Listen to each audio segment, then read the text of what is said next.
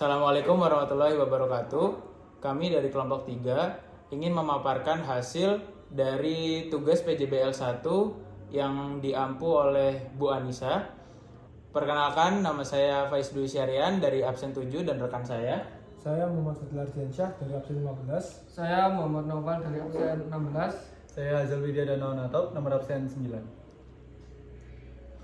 Baik, untuk trip sukses ini berdiri pada tahun 2023 dan kita mengambil untuk hasil transaksi ini pada bulan 1 Januari 2024 hingga 31 Januari 2024. Untuk trip sukses ini menjualkan beberapa produk. Yang pertama ada mulai dari pakaian pria dan yang kedua ada pakaian wanita. Untuk transaksi yang menarik dari usaha ini yaitu ada deposit pada saat pembelian untuk stok barang. Lalu ada juga retur pembelian maupun penjualan, dan juga kami memakai fitur klaim yang ada pada Accurate. Untuk selanjutnya kita langsung masuk ke neraca. Dari neraca trip sukses sendiri, di sini tercatat untuk jumlah dari aset lancar yaitu sebesar 292 juta sekian.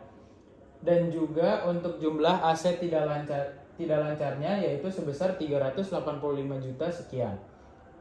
Untuk total dari jumlah aset yaitu sebesar 677 juta 600 ribu sekian. Lalu kita masuk ke bagian liabilitas dan ekuitas. Untuk jumlah kewajiban jangka pendeknya sebesar 51.857.000, dan untuk jumlah kewajiban panjangnya sebesar 2 juta, mendapatkan hasil sebesar 53.857. Lalu untuk ekuitasnya sebesar 623.700.000 sekian, dan mendapatkan hasil untuk total keduanya yaitu 677.600.000 sekian.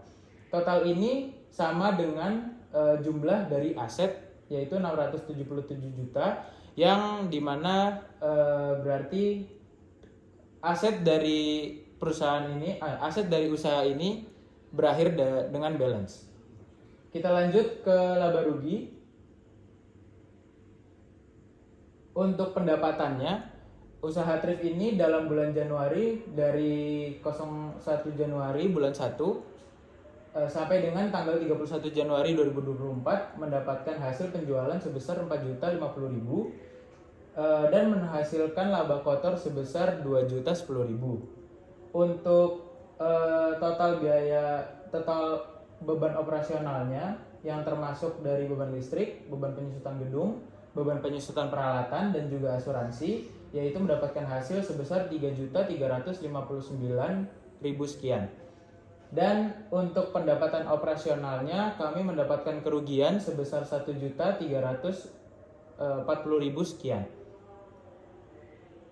Untuk laba bersihnya menjadi rugi sebesar 1.324.000 sekian.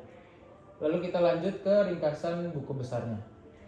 Berikut adalah ringkasan buku besar dari trip sukses pada tanggal 1 Januari 2024 hingga 31 Januari 2024. Langsung saja kita lanjut ke history bank.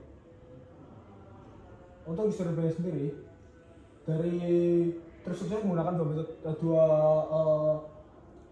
akun, ada bank BCA dan kas. Untuk bank BCA sendiri, saldo awal adalah Rp248.400.000 dan saldo akhir Rp245.610.900. Untuk akun kasnya tetap di 3 juta. Kita lanjut ke rekonsiliasi PPN. Untuk PPN keluaran sendiri total adalah 445.500. Untuk PPN masukannya 770.000, dan PPN kurang bayarnya adalah senilai 324.500. Ini karena kita telah melakukan rekonsiliasi, jadinya total dari PPN ataupun kurang bayarnya menjadi 0. Terus selanjutnya adalah Selanjutnya adalah rasio keuangan. Di sini UMKM kami juga menghitung rasio likuiditas dan profitabilitas.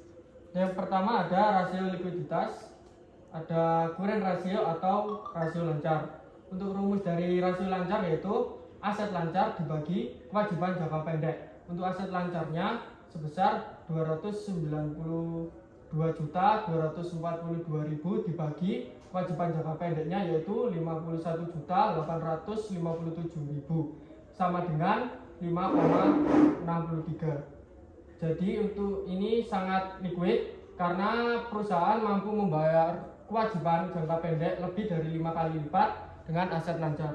Untuk yang kedua, quick ratio atau rasio cepat, rumusnya aset lancar dikurangi persediaan dibagi kewajiban jangka pendek yaitu hasilnya 5,53. Jadi tetap sangat liquid karena bahkan tanpa menghitung persediaan. Yang kedua, rasio profitabilitas.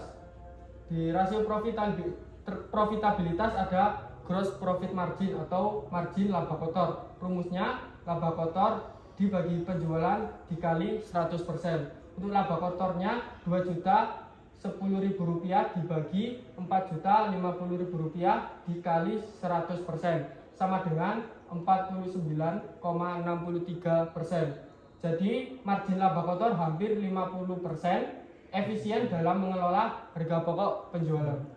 Baik, untuk selanjutnya yaitu net profit margin atau margin laba bersih dari usaha ini, yaitu laba bersih dibagi penjualan, hasilnya itu negatif 32%. Di sini usaha mengalami rugi bersih yang menunjukkan belum efisien secara keseluruhan, terutama karena beban operasional yang tinggi. Untuk return of asetnya itu di rumus laba bersih dibagi total aset, hasilnya negatif 0,2%.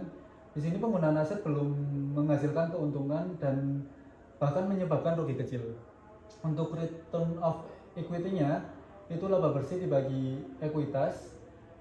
Di sini hasilnya 0,21%. Di sini juga kinerja modal belum menguntungkan karena perusahaan mencatatkan rugi bersih. Baik, untuk kesimpulan singkat dari usaha ini, untuk rasio likuiditas ini sangat baik karena usaha mampu membayar kewajiban jangka pendek dengan sangat aman. Namun untuk rasio profitabilitas ini masih buruk karena usaha ini mencatat rugi bersih karena disebabkan oleh beban operasional yang lebih besar dari laba kotor. Dan usaha ini kami menyarankan ada beberapa saran, bisa di scroll lagi. Di sini untuk sarannya yang pertama mengoptimalkan aset tetap, karena aset seperti gedung itu harus benar-benar digunakan secara produktif agar beban penyusutan tidak sia-sia. Untuk yang kedua yaitu meningkatkan penjualan. Mungkin memerlukan strategi pemasaran atau penjualan yang lebih tinggi untuk usaha ini. Untuk yang ketiga atau yang terakhir yaitu mempertimbangkan efisiensi modal. Jadi kas yang berlebih ini bisa digunakan untuk investasi produktif jangka pendek untuk investasi yang lainnya. Gitu.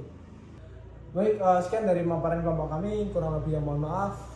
Sekian dari kami, wassalamualaikum warahmatullahi wabarakatuh.